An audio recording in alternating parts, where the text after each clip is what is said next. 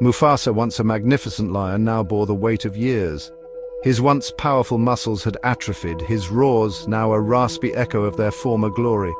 He watched, a shadow of his former self, as the sun dipped below the horizon, painting the African sky in hues of orange and purple. His heart ached with a familiar longing, the primal urge to hunt, an instinct deeply woven into his being.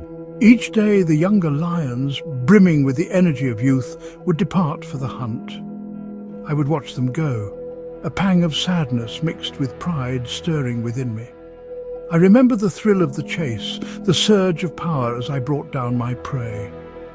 Now, those days are nothing more than a fading memory, vivid yet painfully out of reach.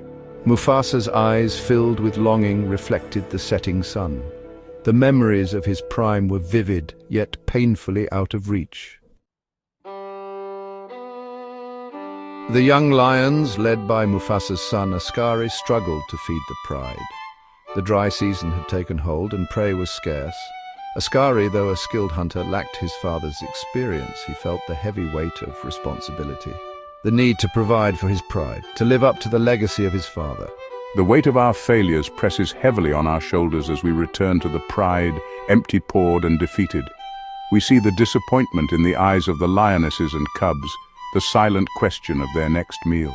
It is a burden we are ill-equipped to bear.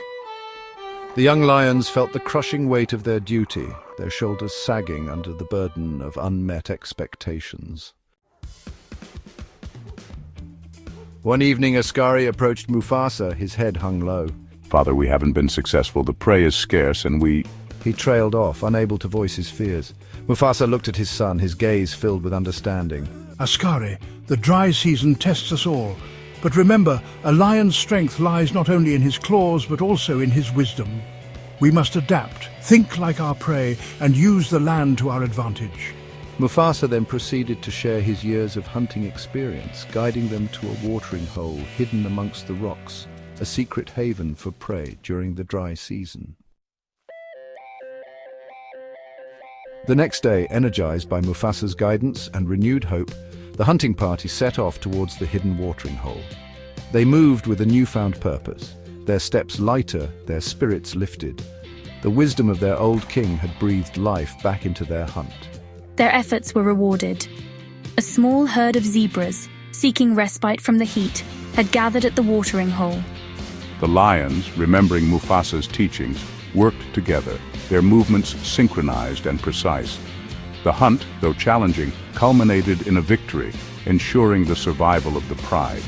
Askari, leading the charge, felt a surge of pride not just for the successful hunt, but for the unity and wisdom passed down through generations.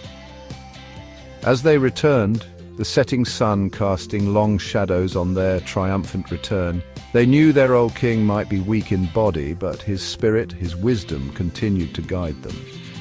The circle of life, though constantly turning, was a tapestry woven with threads of experience, respect, and unwavering familial love.